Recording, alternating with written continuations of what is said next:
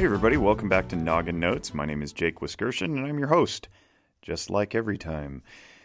On this episode, I interview Christina DeLosAngeles. She's a marriage and family therapist associate in California. She lives in Stockton, and she's incredible. She also has a podcast, and that's why I wanted her on, because she had me on her podcast, and I wanted to reciprocate the favor and bring her on here, talk about her motivations and her inspirations, how she got into the field, and we do a little bit of an inspiring conversation for the listening audience, which I think you're going to enjoy, about pushing through fear and having courage and trying new things and growing and all sorts of stuff.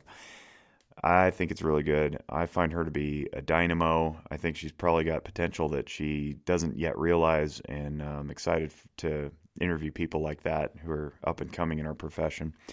As always, the show is brought to you by Zephyr Wellness. It's a company that I co-own in Reno and Sparks, Nevada. My co-owner, Lindsay Bell, has been doing amazing things behind the scenes for a lot of years, but specifically in the last couple of months. We are growing. We're expanding our Sparks office. It's very cool. Check out zephyrwellness.org to find out more. And we are also sponsored by Audible. If you haven't heard of Audible, you get a chance to try it for free. If you go to audibletrial.com/nogginnotes, you'll get to download a free audiobook. You get 30 days free to explore and poke around and get more audiobooks and explore their unmatched selection of content.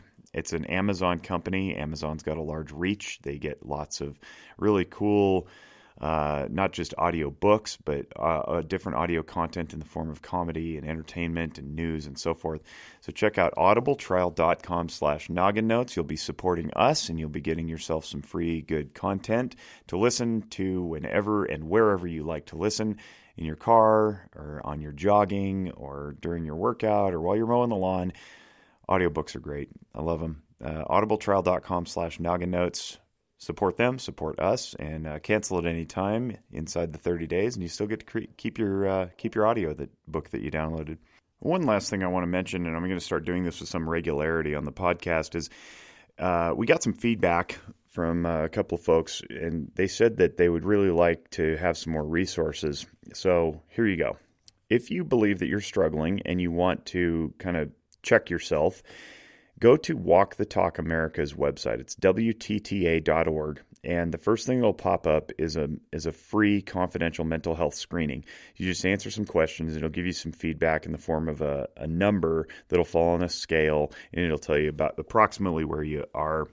And if the number is fairly high, or it's higher than you'd like it to be, there's an opportunity to go seek some professional help if you'd like. And the way you do that, obviously you can contact Zephyr if you're in the range of where we operate here in Northern Nevada, zephyrwellness.org.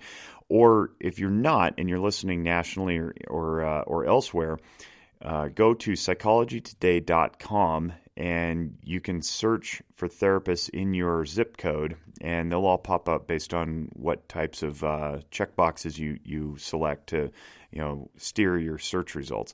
If you're international, if you're in Europe, specifically in the UK, you can go to sane.org.uk or mind.org.uk. So those two will also lead you to some resources. And obviously, if you're really on edge and you just need somebody to talk to and you're in the middle of a crisis, call the Crisis Talk Center. It's 800-273-TALK. That's 800-273-8255. So there's some resources, but I highly recommend starting with the mental health screening at Walk the Talk America. It's free, it's confidential, it disappears as soon as you close the browser window, and only you know the answer that was provided for you. So without further delay, here is my interview with Christina DeLosAngeles. It's episode number 103. Can't believe we're in over 100 episodes. Enjoy. So today we're talking with Christina DeLosAngeles. Hello, Christina. Hi. Christina's you're an MFT or LPC? Intern. MFT, Associate Marriage and Family Therapist. Yeah, MFT. Okay, so you're a Marriage and Family Therapist Associate. They don't call them interns in the state of California, but that's where you are. And for those who are unfamiliar, I live in Nevada. And in Nevada, we call our understudies, if you will, we call them interns. So it's a very weird name, and I wish we would change that in statute because it gets confusing because it sounds like you're still in school and maybe you don't really know what you're doing. But it is a license, and in California, they call them associates. So you're a licensed associate marriage and family therapist.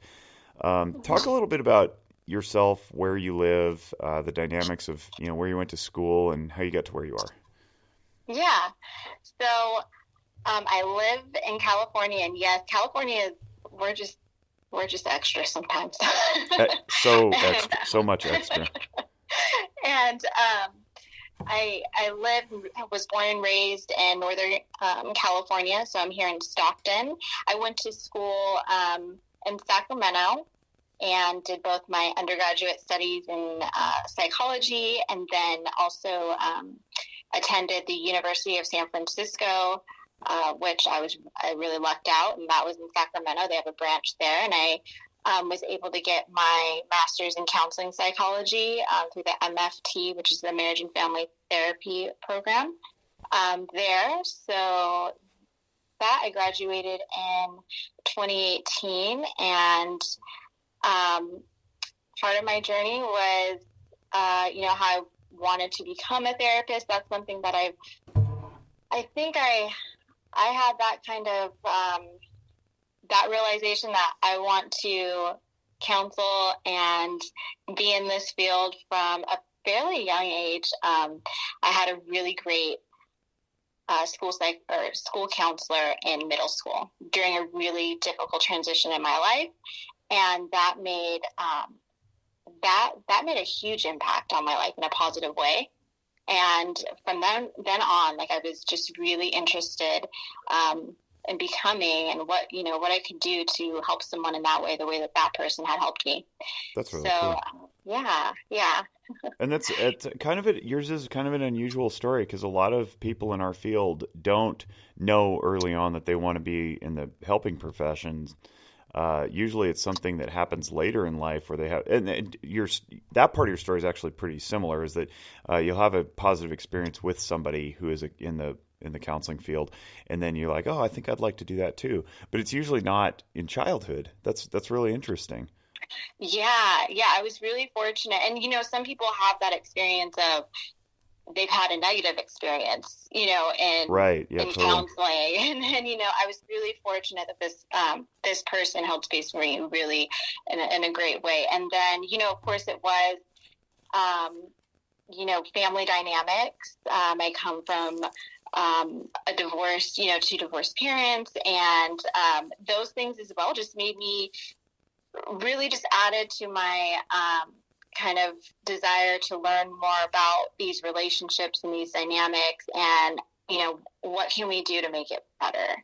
And so yeah, it was a mixture of all these kind of life events. And then fast forward to graduate school, and I was kind of just in this sea of studying and deciding, okay, what do I want to do from here?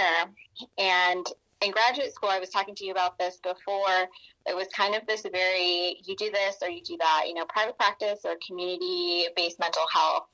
And it was through my experience with, just listening to all the different instructors that I had and their life experience, as a therapist, as an instructor, as a human being, that I was really inspired to learn more about what people are doing in the profession and in the field of mental health, because I felt like there was more than just this either or. For instance, you're doing a bunch of amazing things, and that was something that drew me to, creating the Therapy Things podcast and reaching out to you, because I just wanted to learn more about, what is it that we're doing in the field of mental health, because there is so much. And yeah, let's talk about that. I thank you for segueing, because I was going to go into that too. A big part of why you're on this show now is because you invited me onto your show, and we like to do reciprocity.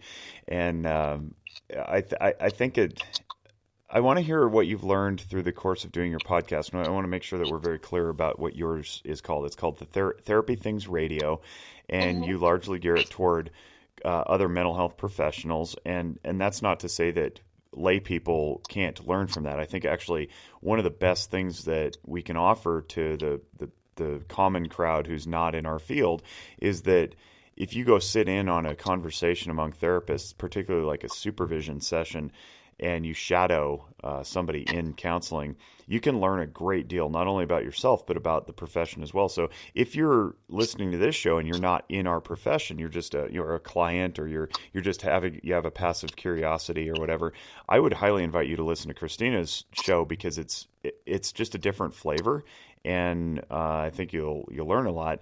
But I want to hear what you've learned, because you're still pretty fledgling to the field, but you don't carry yourself that way. You and I have talked a few times, and I've constantly been impressed about how you conceptualize things, how you approach the various concepts, and you have a maturity to you that I think belies your years of experience, at least in the field. So talk to me about that and how that's helping to grow you. Thank you so much for that. Well, it kind of goes back to grad school, and I've always been someone who just really, I love learning. Like, I do actually amen. love school. Yeah. I love school. And I thought, when I graduated, I had this realization, like, you're not in school anymore. But I refused to stop learning. I was like, no, I'll forever be a student. Mm-hmm. Good for you. And yeah. And so in graduate school, I listened to a lot of podcasts. I listened to my instructors, and I was really, I soaked up the material, I guess you would say, like, around,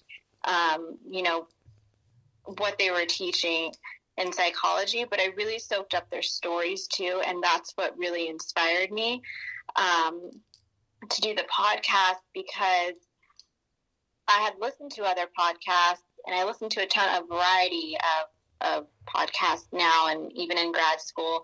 And the reason I did that is, I had a commute, so I had time to listen. Thank you for the honesty. You're not just zealously digesting new information. You had time to kill.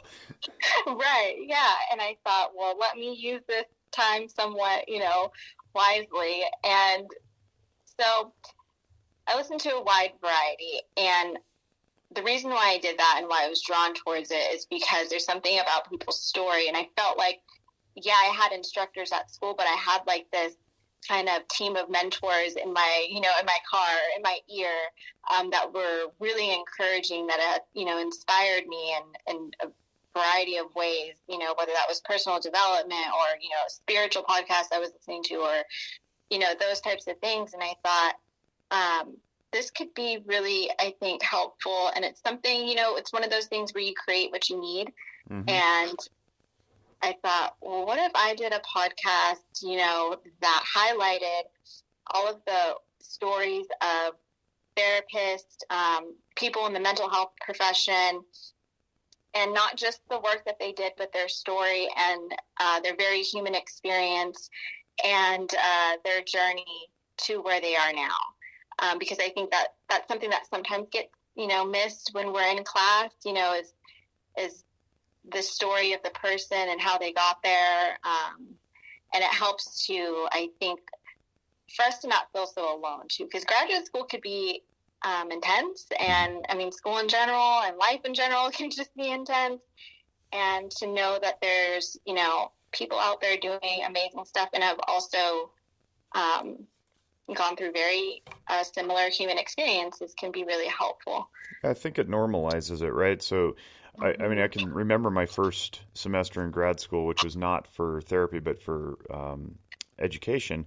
And I panicked, and I wanted to quit. I wanted to go back to food service and just, take it easy and, take the easy way out and, not apply myself, because it was overwhelming learning how to write in a certain citation style, like, APA style or whatever, and then having all the demands of papers and readings, and it is intense. And I reached out to a couple of friends and a couple of family members who had gone through school for various disciplines, from law to other topics, and every single one of them unanimously said, we all went through it. We all want to quit. And after the first semester, it gets better. And then after the second semester, you're good. and I believed it, and I just trusted, and I plowed through it. And I've always, I've always been a hard worker, and I've always been very smart, but for some reason this was different. And so you're right, building that collegial community of affirmation that says, we've been through this,